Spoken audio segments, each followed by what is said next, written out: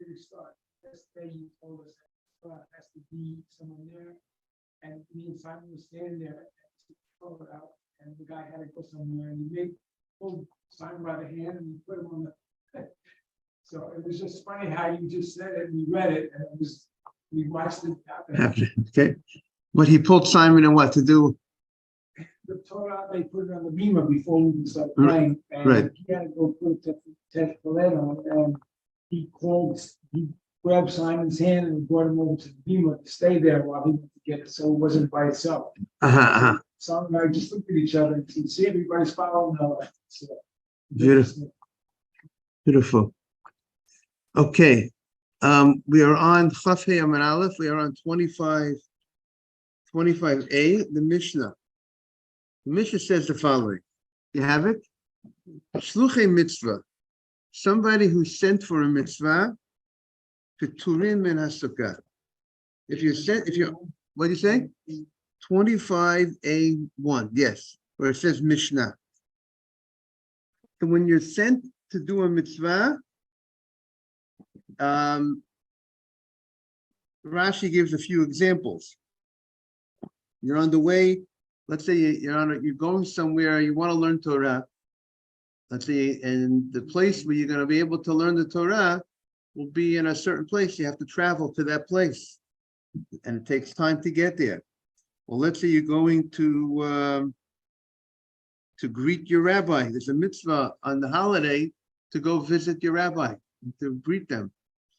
So if you're going to greet your rabbi, or you're going for the purpose of learning Torah, well, let's say you're going for the purpose of redeeming a captive. Somebody was held captive, and one of the great mitzvot is to redeem someone. You're going to be saving them from from danger, physical danger, and of course, and it's spiritual danger. So you are patur min HaSukkah. You're patur from Sukkah. So Rashi comments and says you're patur from the Sukkah even when you are not traveling. That means when you're traveling and you're going to to greet your rabbi, let's use that example. And now the question is, I'm middle of my travels and it's lunchtime, or it's middle of my travels and it's breakfast time. Do I have to stop and put up a sukkah while I'm in the middle of my travels in order to eat? So I don't have to do that. I don't need to stop if I'm traveling here. If I'm traveling for mitzvah. So far, the Mishnah states, you're traveling from mitzvah, you are exempt from sukkah. But there's a contrast between this Mishnah and there's going to be there's going to be another Mishnah coming up about a person, or maybe not a Mishnah, there'll be a Braita about people that are traveling in general, not for a purpose of specifically for a mitzvah of this level. Let's say a person's traveling to earn a living. Morning, Mr. Bitesh. So we're going to see that there's going to be they'll be exempt during the time that they're traveling, but when they stop traveling, they have to put up a sukkah, or they're obligated in a sukkah when they're not traveling. Here, the Mishnah just says Peturim in a sukkah. The Mishnah does not make a differentiation between day and night. So it's 25A1. So the fact that the Mishnah doesn't make a differentiation between day and night, so Rashi understands, maybe that's where Rashi gets that the exemption when you're traveling for mitzvah is a much larger exemption than when you're traveling for other purposes. So when you're traveling for mitzvah, even when you're camped, even when you're not traveling at nighttime, let's say you're going to redeem captives. You have there's a Jewish person that was taken hostage, which, as you know, was a much more common thing back in the old days, where people would take people and they would ransom them. The pirates would take, they would take over a ship and they would say, we want money for the people. And yeah, you went to redeem them. So when you're traveling, and let's say if you have to travel 100 miles, let's say it's going to take you a couple of days, whatever the case was in the old days, whatever it was. So while you're traveling and you need to eat, you don't have to stop and put up a sukkah while you're traveling for the mitzvah. You're engaged in that mitzvah. You don't need to stop your mitzvah in order to go ahead and delay your mitzvah.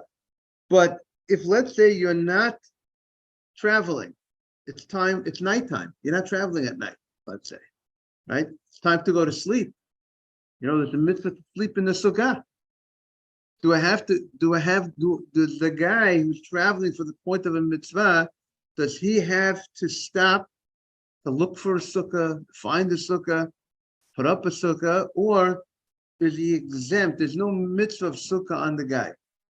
So the way Rashi writes that you're patur min sukkah. You're even patur from the sukkah, even when you camp, even at night. You don't have to put up a sukkah. You don't have to look for a sukkah. That's what it seems like Rashi explains the Mishnah. The obvious question is, why are you exempt at nighttime from putting up a sukkah? I understand when you're involved in the mitzvah, you're traveling by day, you should be, you're exempt from, if you're traveling for the purpose of mitzvah, I understand why you'll be exempt from the sukkah. But when you're traveling, but at nighttime, why are you exempt from the mitzvah of sukkah? It doesn't mean that you don't have, technically you could fulfill the mitzvah. Women are exempt from the mitzvah of sukkah, and many women go to the sukkah. They get a mitzvah, but they're not obligated to do that. The Mishnah states technically he's exempt from the mitzvah of sukkah, and the question is, why? Now, the Gemara is going to explain the source for this law, that when you're engaged in a mitzvah, you are patur, you're exempt from another mitzvah. I'm involved in this mitzvah. This is the mitzvah that I have to do now, but when I'm doing this mitzvah, I have this mitzvah. I don't have the other mitzvah to do. Yes, so if it's something declared about there, don't take it. Say it again.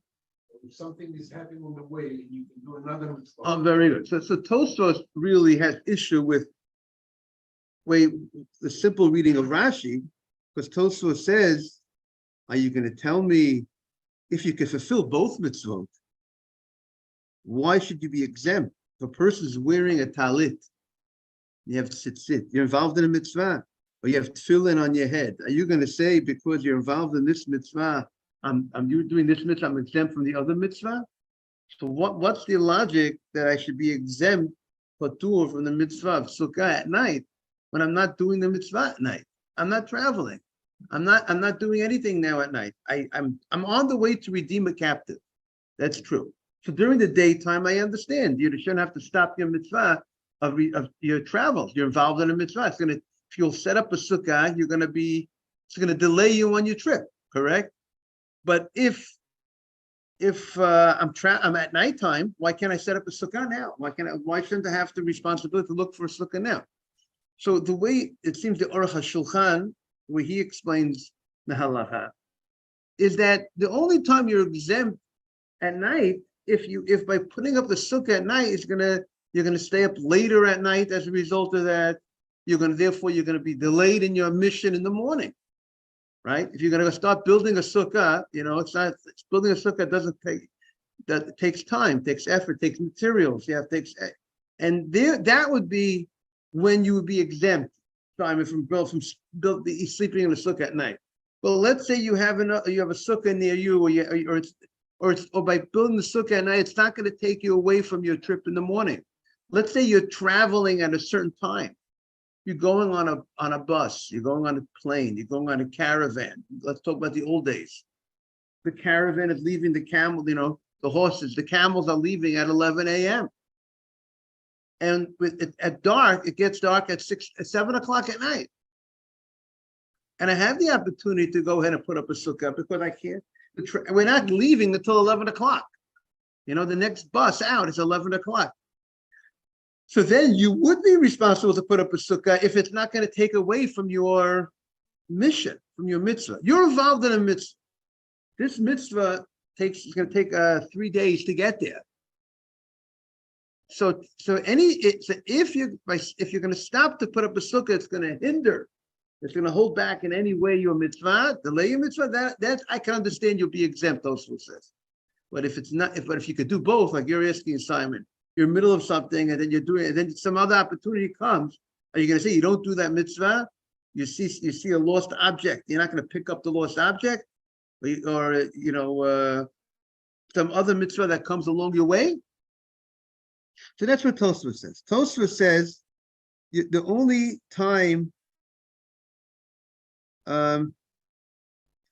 If by doing the second mitzvah, it's going to take you away from the first mitzvah.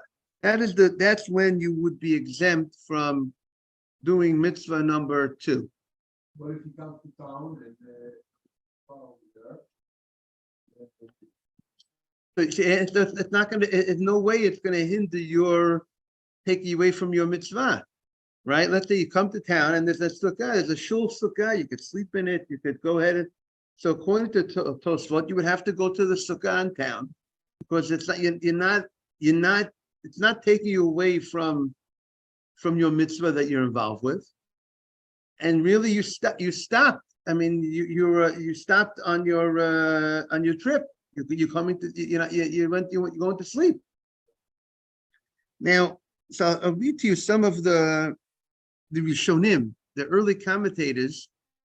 There's a lot of discussion of what are the parameters of this mitzvah, this idea that when you're involved in one mitzvah, you're exempt from another mitzvah. You see, number one, there's a Rashi later on. So Rashi later on seems to indicate that when you stop to travel, you're still thinking about your mitzvah. You're still contemplating, what do I have to do? I'm going to redeem the captives. How am I going to do it? What's the best way to do it? So you're still engaged in the mitzvah. Good morning, Max. So the reason why there is a meaning, if you're involved in a mitzvah, so let's say you're traveling by days, Max, and you're traveling by day, and you're going to redeem some captives, right? Terrible tragedy happened. Okay, in Tebi, right? People were taken captive, and you're going by daytime to save those people. So you understand by daytime you're involved in the mitzvah. First of all, it's saving someone's life. Of course, you're exempt from the mitzvah. But we're talking about if you're on the trip, if you're traveling to do a mitzvah. So we say you're engaged in that mitzvah. When you're engaged in that mitzvah, you're exempt from the mitzvah of Sukkah. So Rashi says even when you're camped at night, you do not have the mitzvah of Sukkah. So some say because when you're camped at night, you're also engaged in the mitzvah. How are you engaged in the mitzvah? You're camping at night. How are you engaged in the mitzvah, redeeming the captives, or so? Because then you're thinking about how to do the mitzvah, how to. Let's say you're going to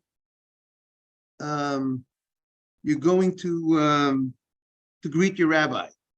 Maybe you're thinking about what's the best way, what to say to your rabbi, how to say it to your rabbi. You're still involved in the mitzvah. So when you're involved in the mitzvah, so then you're exempt from the other mitzvah.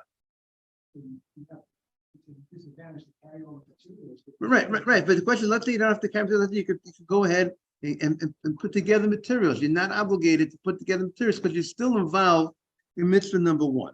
That's Rashi.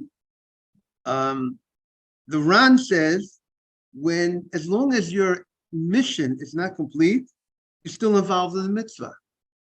So the Torah does not give you, this is how these commentators understand, the Torah does not give you an obligation to do mitzvah number 2 when you're involved in mitzvah number 1. So if I'm engaged in mitzvah number 1, I don't have to, there's no obligation of mitzvah number 2. This is what you're involved with now. You're involved with you're traveling to go meet your rabbi, you're traveling for the purpose of going to yeshiva, you're traveling to redeem captives, you're involved in the mitzvah. So even if you're at nighttime, you're still engaged in your mitzvah. Guy goes on a business trip, right? I'm going on my business trip. The company send me to England, and I have a stopover somewhere, and I'm traveling. I'm engaged in that responsibility throughout the time until I get to England. It's all part of the trip. It's all part of the business trip. It's not just when I get there. So if I have to go redeem cap, I have to go ahead and go to meet my rabbi. So part of the trip is if I have to go stop overnight and travel and go to sleep, that's part, but it's all part of the mitzvah. I'm still engaged in the mitzvah. So it happens to be that I'm not on the move because I can't travel by night. I have to go to sleep at night. But I'm on my business trip. I'm on my mitzvah trip. So therefore, I'm engaged in the mitzvah even when I'm going to sleep at night. That's the Ran. And therefore, the Ran says, therefore, that's why I don't have to put up a sukkah at night to go to sleep in the sukkah when I'm traveling. I'm traveling for the meaning. I'm traveling for mitzvah, not that I'm traveling for business. I'm traveling for mitzvah. When you're traveling for mitzvah, comes the nighttime, the Ran explains, I'm still engaged in the mitzvah.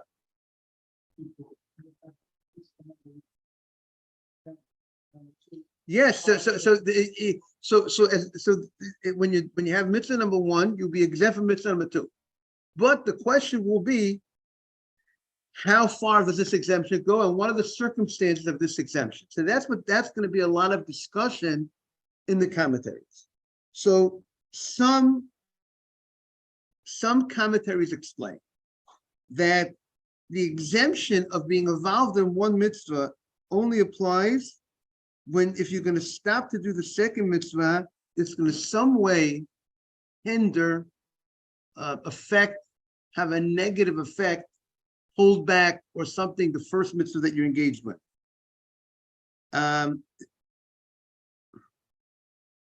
But if the second mitzvah, as Simon was talking about, you're in the middle of your trip and some other mitzvah comes up, and it's no way going to hinder the first mitzvah, you need to do both mitzvot. Just like Tosfos gives an example. If you're wearing tzitzit, you're wearing talit, are you going to tell me because you're wearing tzitzit, wearing talit, you don't have a mitzvah of standing up for the rabbi when he walks through past you? Because I'm engaged in the mitzvah of talit?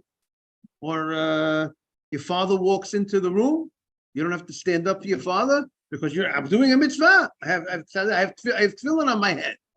No, you don't say that. Now, so according to this opinion, which is the Tosfot, the Rosh, and the Ritva, is that the reason why when you're sent on a mitzvah mission, you were exempt from sleeping in the sukkah at night while you're not traveling for the mitzvah is only if you're going to go, if by looking for a sukkah, it's going to somehow delay you, affect you in a negative way of the mitzvah, the first mitzvah that you're involved with. Let's say, for example,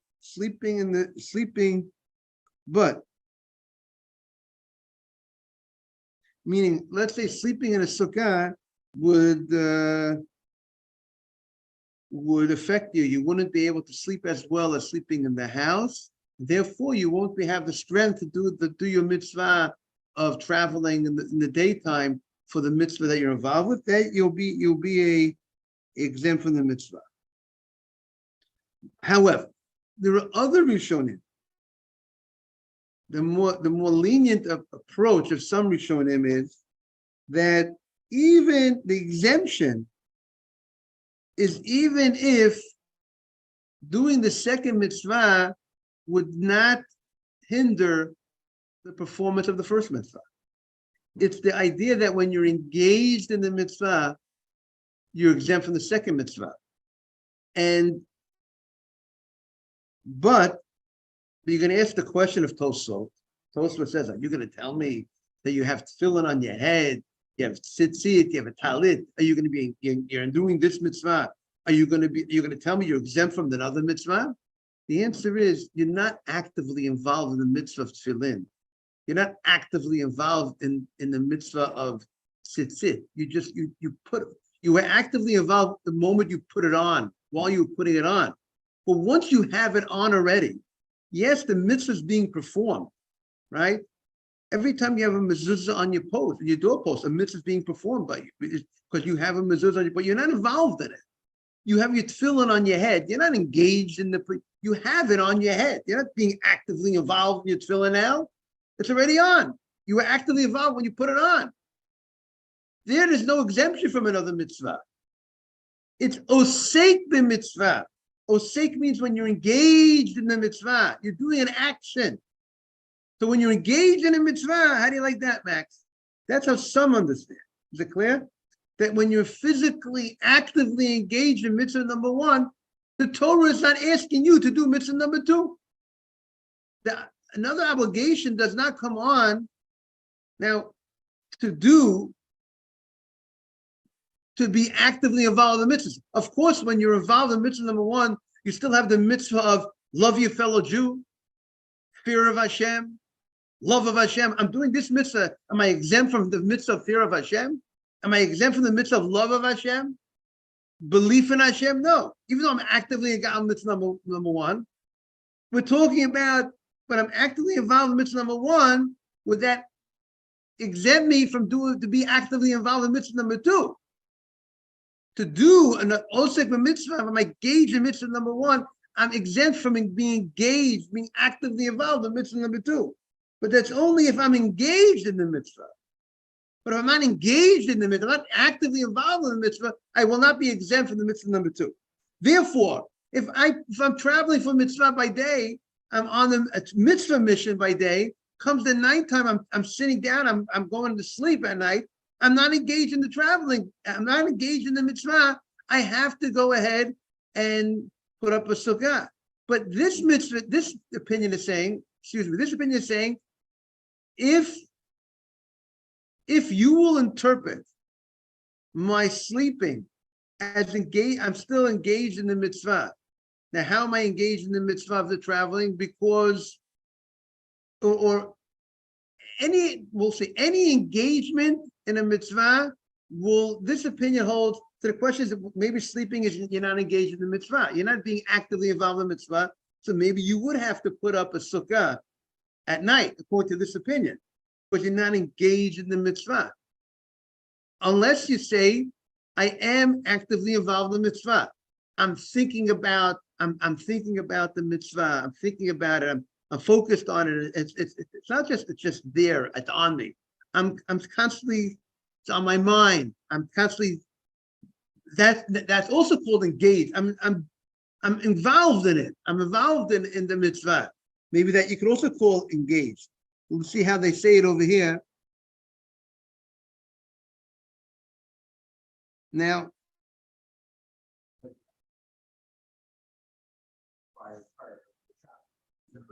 right, but a question, right? So that's cool. I'm involved in a mitzvah, but the question is, if it's all about sleep, and if my sleep is the same way, if I sleep in the sukkah, I sleep. You sleep well anywhere you sleep. You're a guy. It doesn't make a difference where you sleep. There's some people that really makes an effect on them where they're going to sleep. But if you're a guy that doesn't make a difference where you sleep, so are you actively engaged in the mitzvah now at the time when it's time to go to sleep? You're not really engaged. You're not actively involved. Maybe you are called. You're on the mitzvah mission, and you need to sleep in order to perform your mitzvah. But I don't know. Is that called you're actively involved in the mitzvah? Yes, Simon. Maybe he needs to prepare his case. Right. So if you need, so there's, right. So, and therefore, and if I'm going to go ahead and start getting busy with building a sukkah, I'm not going to be able to put my time and effort to focus on that. And I got to do that. So then that would be, I'm actively engaged in the mitzvah. And the idea would be, but the second opinion, we have two approaches here. Good morning, Aaron. The two approaches is the following. Approach number one is, when you engage in one mitzvah, you're exempt from the second mitzvah only if by stopping to do mitzvah number one, I am going to do mitzvah number two. Doing mitzvah, the second mitzvah, is going to somehow have a negative impact on my first mitzvah. But what about it's not going to have any negative impact? No, I could do both. I'm engaged in mitzvah number one. Let's say I'm traveling to do a mitzvah and stopping, and let's say there's a sukkah in town. I'm traveling. It's daytime and it's lunchtime, and I'm traveling to do a mitzvah. And if I would go ahead and there's a sukkah right across the street. There's a sukkah right across the street. And if I would go into that, good morning. Now, the only question is, you could say, if I'm eating and I'm stopping to eat, I'm not involved in my mitzvah. But if somehow I'm involved in doing a mitzvah, I don't have the next mitzvah does not come upon me. Meaning the second approach holds, it's not about whether you could juggle both. Even if you could juggle both mitzvot. But the Torah doesn't ask of me to stop doing when I'm engaged in mitzvah number one. Let's say, what would be the example? Maybe the example would be that I'm engaged in this mitzvah. I'm traveling from New York to Canada, and I'm going through Buffalo. And Buffalo, there's a sukkah. Now, if I want, but I'm ready to travel straight from New York to Canada. And I'm traveling now from New York to Canada for the mitzvah of sukkah, of redeeming somebody or going to meet my rabbi. My rabbi's in Canada. Now, I could technically stop my mitzvah journey. It's 12 o'clock, it's 1 o'clock in the afternoon. I could stop in Buffalo. There's a sukkah in Buffalo. And I could eat in the sukkah in Buffalo and then continue on my journey. Or I could go ahead and, you know what, I'll eat later.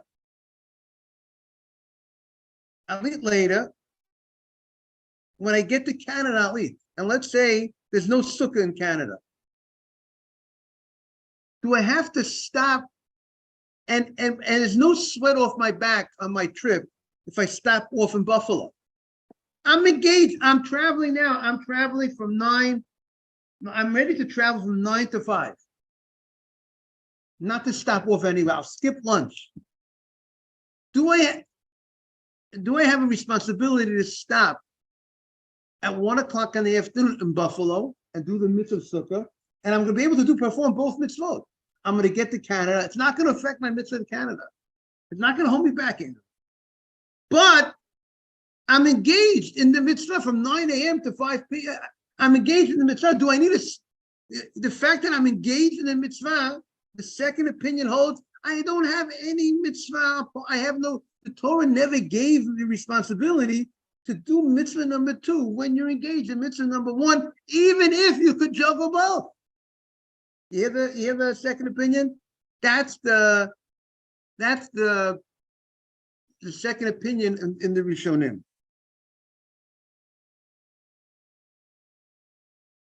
Now the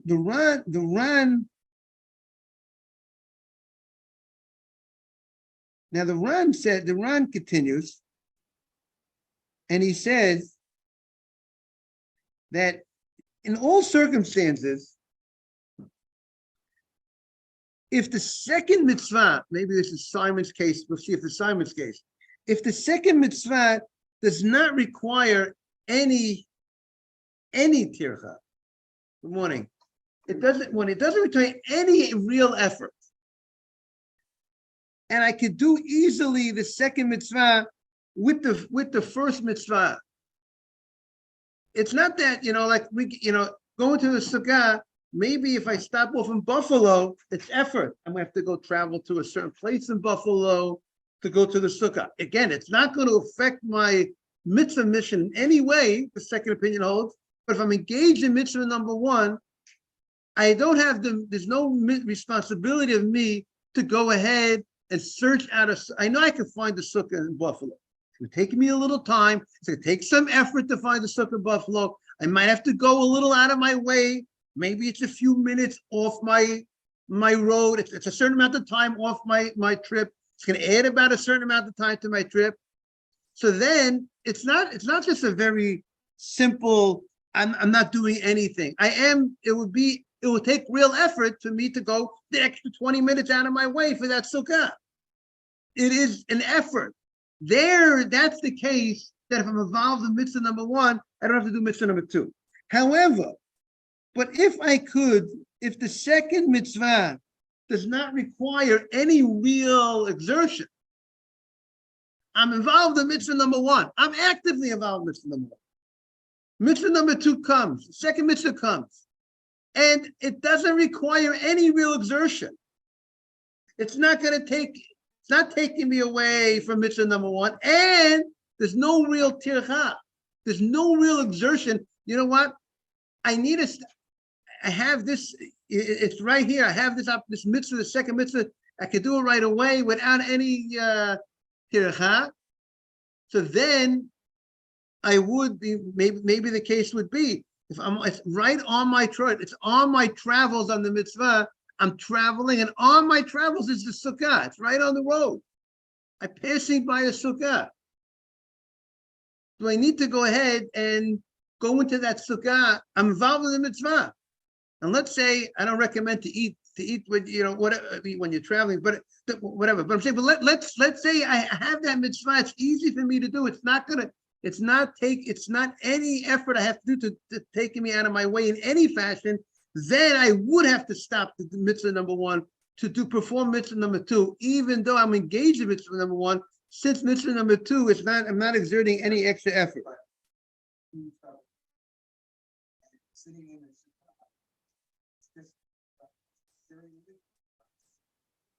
So, if he doesn't do it, there's no penalty. Sitting during the week is mitzvah min Torah. Explain to you what? Yes. I mean, but what's the case? If you're having bread outside of Sukkah, during any day of the holiday, when you're having bread, a meal of bread is a biblical violation.